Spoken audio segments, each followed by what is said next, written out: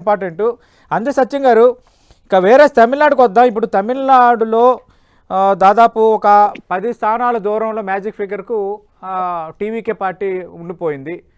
మన డిబేట్స్ ప్రారంభానికి కరెక్ట్గా గంట ముందు టీవీకే చీఫ్ విజయ్ గవర్నర్కి లేఖ రాశారు. నాకు 2 వారాలు అవకాశం ఇవ్వండి బల నిరూపణకంటూ ఆ లేఖలో ప్రస్తావించారు. ఇప్పుడు పొందిక ఎలా ఉండబోతోంది?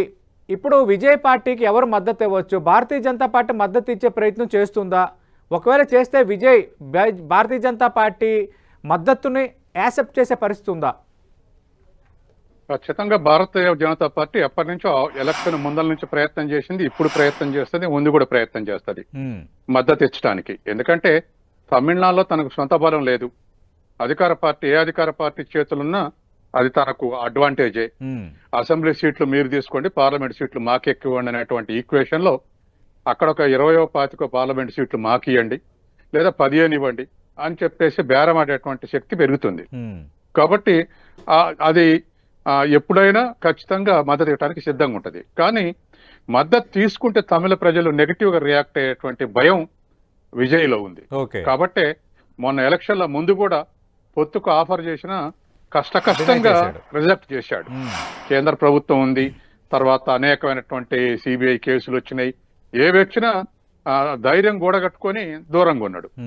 ఆ పొత్తు కుదిరింటే ఇవాళ ఏఐడిఎంకే పొత్తు కుదిరింటే మైనర్ సీట్లు ఇచ్చేవాళ్ళు ఆల్టర్నేటివ్ గా తయారయ్యేవాడు కాదు. ఇవాళ తనకే ఇంకొక ఆల్టర్నేటివ్ కావాల్సిన పరిస్థితి సృష్టించాడు. కాబట్టి ఖచ్చితంగా టీవీకే బీజేపీకి దూరంగా ఉంటుంది అనేది నాకున్నటువంటి అంచనా.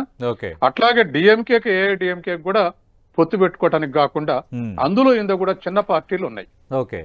ఈ పార్టీల్ని ప్రయత్నించేటువంటి అవకాశం ఉంది. ఉదాహరణకు కాంగ్రెస్, సిపిఐ, సిపిఎం, తర్వాత ఇంకా అక్కడ లోకల్ పార్టీలు ఉన్నాయి, తర్వాత అట్లా ఏఐడిఎంకేలు ఉన్నాయి.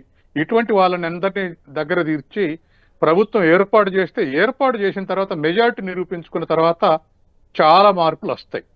కాబట్టి అంతవరకు మిగతా చిన్న పార్టీలు అప్పుడు సాధ్యం కానప్పుడు మేజర్ గా ఏదో ఒక పార్టీని సంప్రదించేటువంటి అవకాశం ఉంది. అప్పటి వరకు మాత్రం డైరెక్ట్ బీజేపీ కాకుండా మిగతా చిన్న పార్టీలతో ప్రయత్నం చేసే అవకాశం ఉంది. రెండోది కాంగ్రెస్ తర్వాత వామపక్షాలు అవి కలిసి ఒక 10 సీట్లు ఉన్నటువంటి వాళ్ళు బీజేపీ తమిళనాడులో ఎంట్రీ కావద్దు అనేటువంటి ఒక గట్టి పట్టుదలలో ఉన్నారు. దానికి డిఎంకే అని ఒప్పించి అయినా వీళ్ళు సప్లై ఇవాళ సపోర్ట్ డిఎంకే ఒప్పుకుంటుందా అని? ఎందుకంటే డిఎంకే కాంగ్రెస్ అన్ని ఒక అలయన్స్ లో ఉన్నాయి. ఎన్డీ కూటమిలో డిఎంకే కీలక పక్షంగా ఉంది. ఒకవేళ కాంగ్రెస్ పార్టీ కనుక విజయ్ కి మద్దతు ఇస్తే అక్కడ డిఎంకే డినై చేసినట్టే కదా? డినై చేసినట్టే. కాబట్టి ఒప్పించాలి, ఏది బీజేపీ ఎంట్రీ కాకుండా ఉంటాయి. కాబట్టి ఆ ప్రయత్నం అయితే జరిగే అవకాశం ఉంది. మెటీరియల్ వెళ్తాం అనేటువంటిది చూడాలి. ఎందుకంటే ఇవాళ పొలిటికల్ థాట్స్ కన్నా, పొలిటికల్ ఆల్టర్నేటివ్స్ కన్నా ఆపర్చునిస్ట్ వే ఎక్కువ డెసిషన్స్ ఉంటాయి చిన్న చిన్న పార్టీలు. పెంటపాటి పుల్లారావు గారు, మీ అంచనా ఏంటి సార్? తమిళనాడులో విజయ్కు ఎవరు మద్దతుగా ఉండొచ్చు? ఎందుకంటే డిఎంకే అన్నా డిఎంకే మద్దతు తీసుకోనని ఆయన చాలా స్పష్టంగా చెప్పేశారు. ఇప్పుడు కాంగ్రెస్ మద్దతు ఇస్తుందని ఒక రకమైన చర్చ, భారతీయ జనతా పార్టీ మద్దతు ఇస్తుందని ఒక రకమైన చర్చ. భారతీయ జనతా పార్టీ మద్దతు తీసుకుంటే సేఫ్గా గవర్నమెంట్ని నడపగలడు అన్నది మరో రకమైన చర్చ. మీ అంచనా ఏంటి? ఎవరు మద్దతుగా రావచ్చు, ఎవరు మద్దతు ఆయన తీసుకోవచ్చు? బీజేపీ 27 సీట్లు పోటీ చేసి 1 సీట్ గెలిచింది. ఏం మద్దతు ఇస్తుంది? ఏంటి ఇచ్చే మద్దతు? ఏం మద్దతు ఇచ్చేది లేదు, ఎవరికి అక్కర్లేదు. ఆ పక్కన చిన్న పార్టీలు డిఎంకేతో ఉన్నవాళ్ళు 10 సీట్లు సంపాదించారు. వాళ్ళు ఇది అడిగినా అడగకపోయినా సపోర్ట్ చేస్తామని చెప్పేస్తారు. రేపు గవర్నర్ కూడా ఉత్తరం ఇచ్చేస్తారు. డిఎంకే లేదు, పాడు లేదు, ఎవరు లెక్క పెట్టాడు. ఇంకా ఒప్పించక్కర్లేదు, నీతో పెట్టుకోవటం అనవసరంగా ఫెయిల్ అయిపోయామని వాళ్ళందరూ తెలుస్తున్నారు. మేము బీజేపీతో వెళ్తే మాకు ఎంత బాగుందని అందరూ అంటున్నారు. 10 మంది ఎమ్మెల్యేలు డిఎంకే కాని వాళ్ళు నా అంచనా ప్రకారంగా గవర్నర్ కు ఉత్తరం ఇచ్చేస్తారు. ఈవేళ ఇచ్చేస్తారు, ముందర మావోడు అని చెప్పుకోవటానికి. అది ఫాస్ట్ గా ఈడీఎంకే కదలలేదు. ఏడీఎంకే మేము సపోర్ట్ ఇస్తాం, 5 సంవత్సరాలు నువ్వు చేసుకో ప్రభుత్వం అని చెప్పేసి వెళ్ళిపోతే వాళ్ళు చేయకపోవటంలో ఇంకోటి అప్పచెప్తున్నారు ఆస్తి. అది చూడండి, బీజేపీకి వాయిస్ లేదు. 27 కాంగ్రెస్ ఎలా వ్యవహరించవచ్చు? ఆ కాంగ్రెస్ ఉత్తరం ఇచ్చేస్తారు ముందలే. మేము బీజేపీని బయట పెట్టడానికి చేస్తున్నా, సపోర్ట్ ఇచ్చేస్తాం, గవర్నర్కి ఉత్తర్వులు ఇచ్చేస్తారు. ఓకే. నాకు అసెంబ్లీ సెషన్ స్టార్ట్ అయినప్పుడైనా చెప్పేస్తారు, వెంటనే ఇచ్చేస్తారు. ఆ లెఫ్ట్ పార్టీలు, ఆ దళిత్ పార్టీ ఒక్కో ఎమ్మెల్యేలు ఉన్నారు, కాంగ్రెస్ 5 ఉన్నారు, 10 మంది ఉన్నారు, ఇచ్చేస్తారు. అది ఏడీఎంకే ఒక ఛాన్స్ మిస్ అవుతుంది.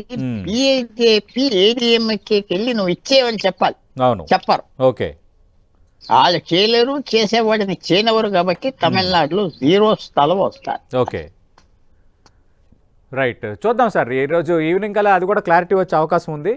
థ్యాంక్ యూ అందే సచిన్ గారు, థ్యాంక్ యూ పెంటపాటి పుల్లారావు గారు. మనం లార్జర్ సెన్స్లో చూసుకుంటే మొత్తం 29 రాష్ట్రాలు కాను 16 చోట్ల భారతీయ జనతా పార్టీ అధికారంలో ఉంది, మరో 5 చోట్ల ఎన్డీఏ ప్రభుత్వం అధికారంలో ఉంది. ఒక రకంగా కాషాయ భారత్ అన్నట్టుగా 21 రాష్ట్రాల్లో పాలన కంటిన్యూ అవుతున్న వాతావరణం. నిన్న బెంగాల్ విజయంతో 21 రాష్ట్రం ఎన్డీఏ ఖాతాలో చేరింది. అయితే ఇప్పుడు బలమైన లక్ష్యాలు ఉన్నాయి.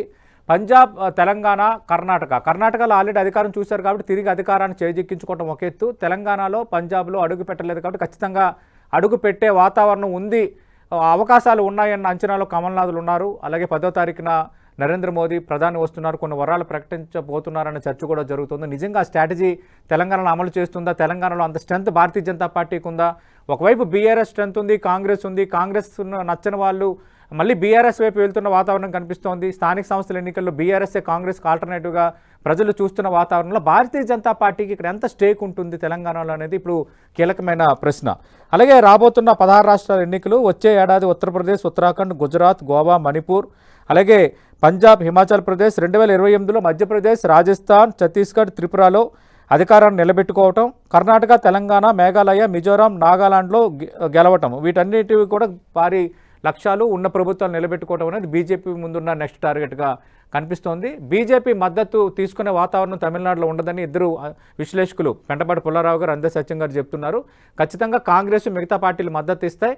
బీజేపీని ఎంటర్ కానియకుండా ఉండటానికి, బీజేపీ మరో కొంత బలోపేతం కాకుండా ఉండటానికి ఈ చర్య తీసుకున్నామని డిఎంకేని, స్టాలిన్ని